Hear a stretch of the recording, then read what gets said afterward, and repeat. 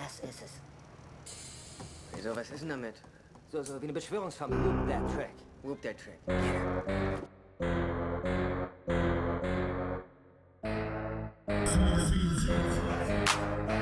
Nigga cheat on me, I'll be that guy. I'ma take him out, we're gonna get drunk, I'ma get him all perked up and everything, we're gonna have a good time, get him super twisted, then bring a bitch around, we're gonna have a threesome, and when he wake up, he gonna be like, what the fuck? Yeah, because the bitch was a tranny. I'm be like, yup, we had a threesome with a tranny. I did my...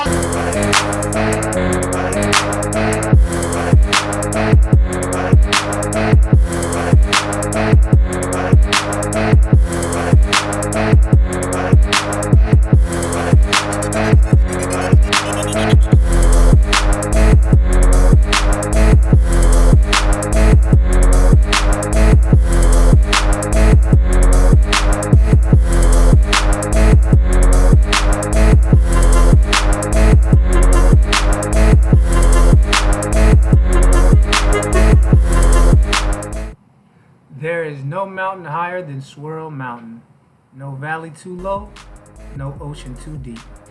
No climb is met with greater adversity than the steep climb of Swirl Mountain.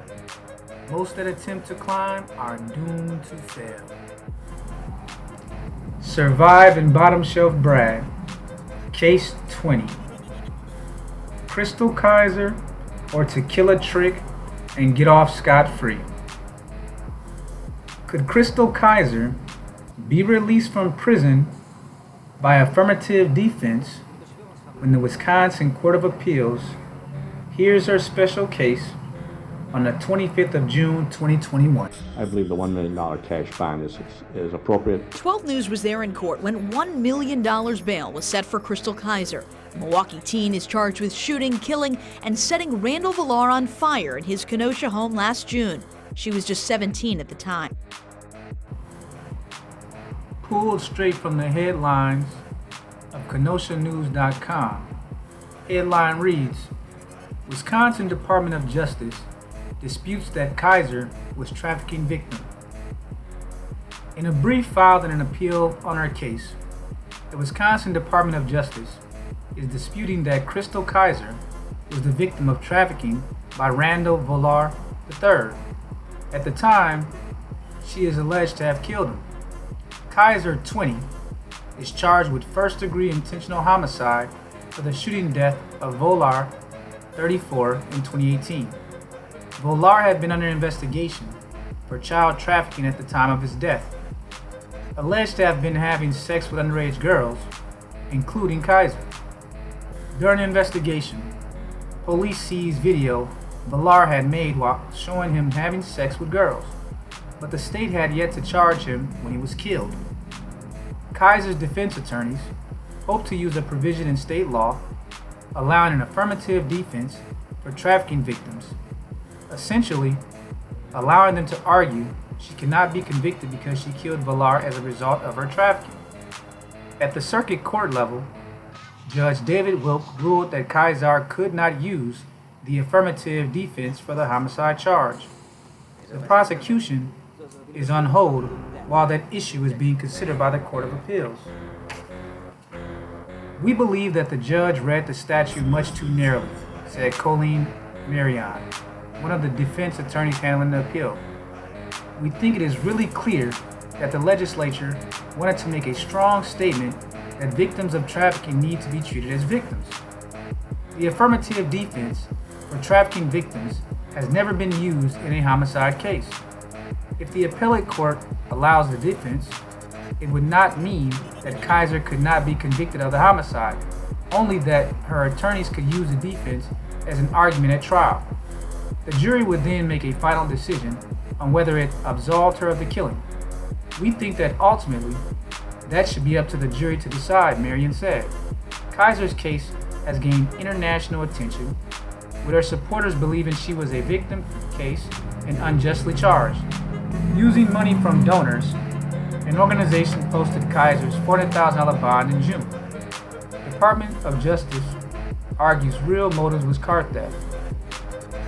In a brief filed with the appellate court last week, the Wisconsin Department of Justice, which is handling the appeal on the affirmative defense issue, argues that Kaiser's motive in allegedly killing Volar was that she wanted to steal his car and was not a direct result of trafficking. Further, the brief argues that the state has not conceded that Kaiser was a trafficking victim at the time she allegedly killed Volar. The state vehemently disagrees with Kaiser's assertion that it conceded that she was Volar's trafficking victim on June 4th to the 5th, 2018. The only concession made by the state was its recognition that Kaiser alleged that Volar was posturing as a customer, or what we used to call a John, the brief states.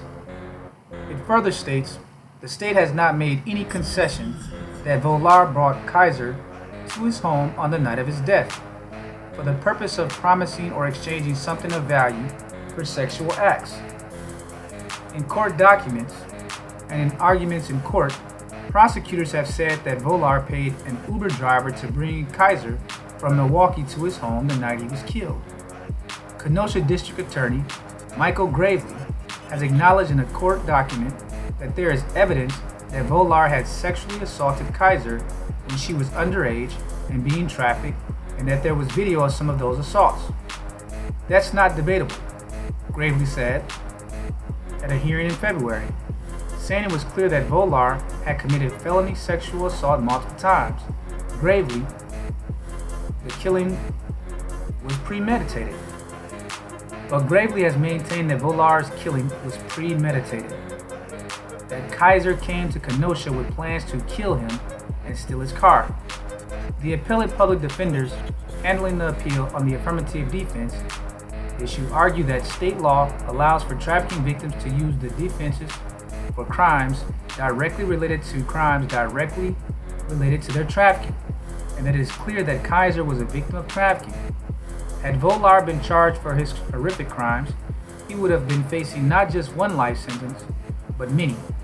The defense argues in their brief, his crimes against Ms. Kaiser alone, putting aside his many other victims, include child enticement, soliciting a child for prostitution, sexual exploitation of a child, possession of child pornography, and sex trafficking a child. The defense argues in their brief, filed in June, that it is not unthinkable for the legislature to have intended to create an affirmative defense unique to the trafficking of context to protect victims of trafficking from criminal liability for any offense committed as a direct result of the victimization. The Wisconsin Department of Justice filed its response to the defense argument on September 4th.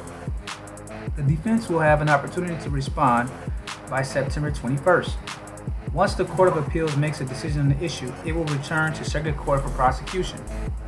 While the case has been pending, Kaiser wrote to Wilk, saying she hoped to take a plea. According to statements in court, the state has offered a deal that would reduce her charge from first-degree intentional homicide to felony murder, which would carry a maximum sentence of 15 years. In a more recent update on the Chrystul Kizer case from KenoshaNews.com, K News says, with a decision issued by the State District Court of Appeals on Wednesday, the court found Kaiser's attorneys may be able to use affirmative defense open to trafficking victims and may be able to argue to a jury that Kaiser's actions were the direct result of being a sex trafficking victim. That defense would be similar to a self-defense argument to a jury. Therefore, Chrystul Kizer is next expected to appear in Circuit Court in Kenosha, Wisconsin on the 25th of June, 2021. For some of you, hearing about the Chrystul Kizer case may bring back memories of another similar case that appeared in the international news and in American news back in 2018. And that would have been the case of Centoya Brown, who was convicted of a very similar kind of murder, homicide, robbery conviction when she was a teenager. So like Chrystul Kizer, Centoya Brown was said to have been a teenage prostitute at the time that she was convicted of robbing and killing a trick or a John and a sexual predator.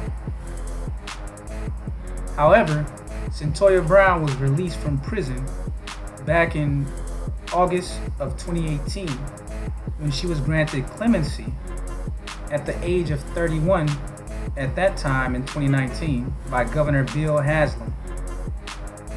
It was said at the time that Brown's bid for clemency captured the attention of celebrities like Kim Kardashian, West, and Rihanna. However, in her original case, a jury found Brown guilty of killing Johnny Allen after going home with him when she was only 16 years old.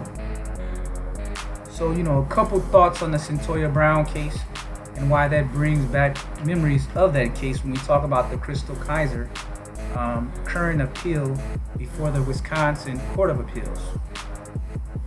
So basically, Centoya Brown, back in August 2004, she had been involved in a sexual relationship as a teen prostitute with Nashville real estate agent Johnny Allen.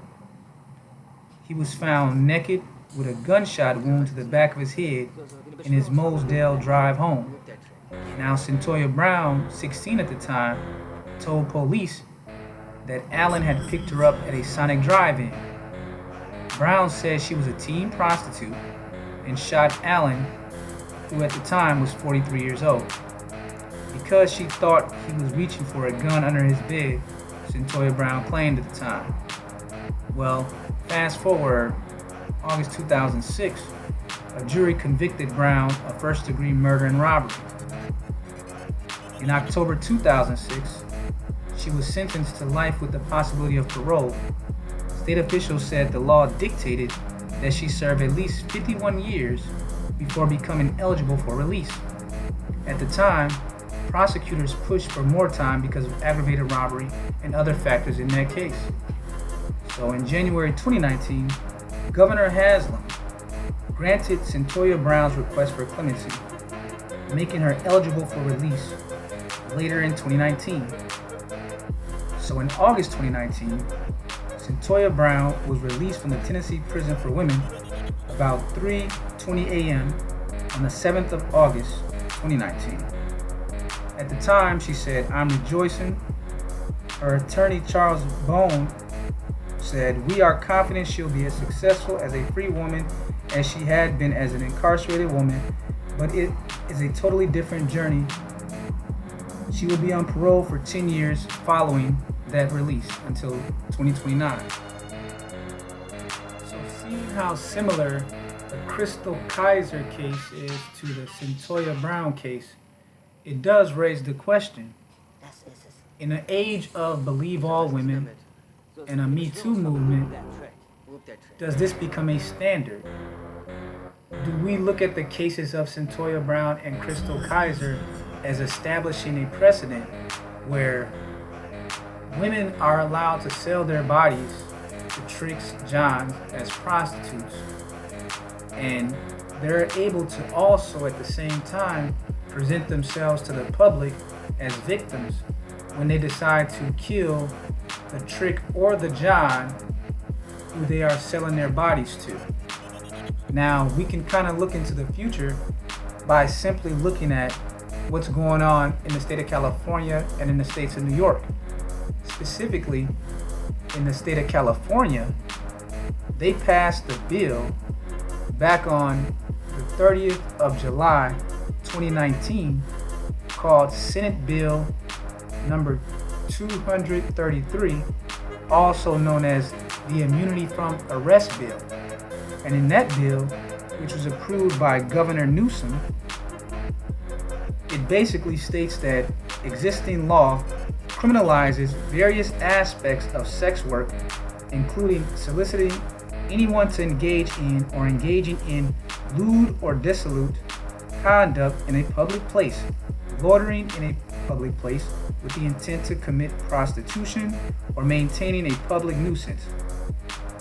The California Uniform Controlled Substances Act also criminalizes various offenses relating to the possession, transportation, and sale of specified controlled substances.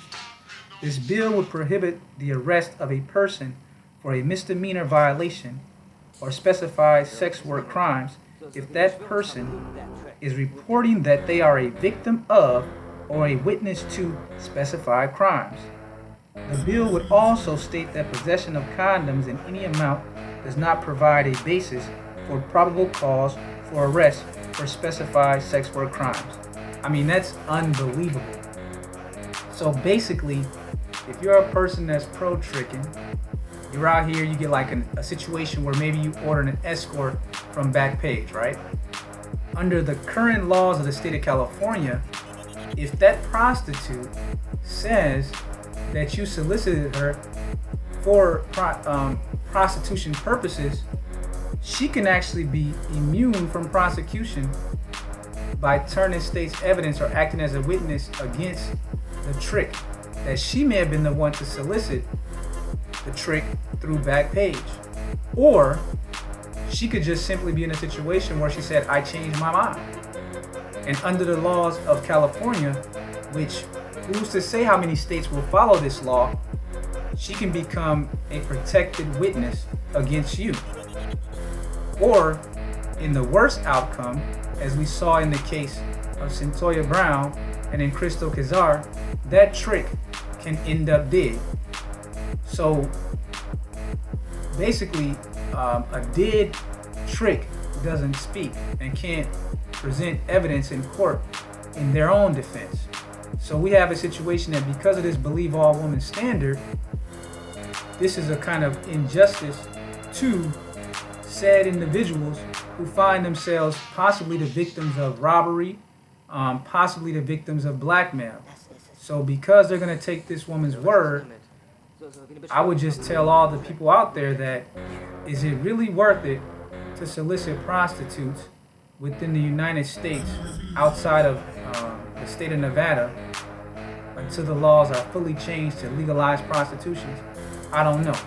But in any case, we have a situation where Chrystul Kizer will be going before the Wisconsin Court of Appeals on the 25th of June 2021.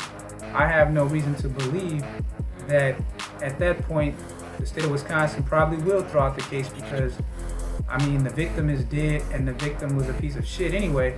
So more than likely they'll probably end up throwing out that case. So I wouldn't be surprised if she receives clemency. But in other cases that may be similar, at what point does a slippery slope become a woman's word as a prostitute against her tricks? So for those out there that are still promoting tricking and buying prostitutes, we need to keep this one thing in mind. In the United States of America, the majority of states outlaw prostitution. And what the state of California and the state of New York at least are saying is that we will prosecute the trick, but we will give immunity and protection to the prostitute. And with that, please feel free to leave your comments in the comment section. Let me know what you think about the case of Chrystul Kizer.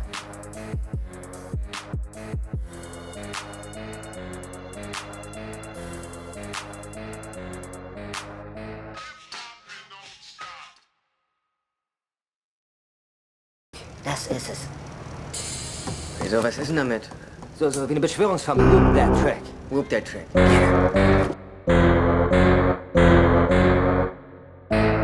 Prosecution.